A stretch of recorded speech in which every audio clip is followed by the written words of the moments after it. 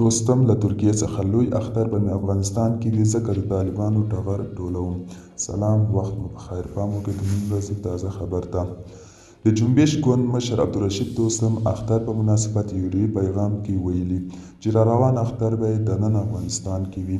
دغه پیغام چې نوموړي د یو شمېر نورو پخوانیو سیاسیونو په منځ کې ثبت کړی زیاته کړي، دا اختر به افغانستان کې طالبانو آخرنی اختر وي.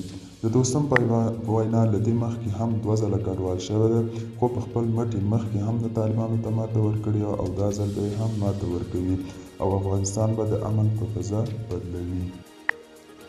عبدالرشید دوستم او عطا محمد نور د اګست پر 14 نیټه مزار شریف ښار له جګړې پرته طالبانو ته پرېښود او د حیرتان بندر له لارې ازبکستان ته وتښتېد. ملګرو، دا د نن ورځې چمتو شوی خبر تر بیا خپل لاس کار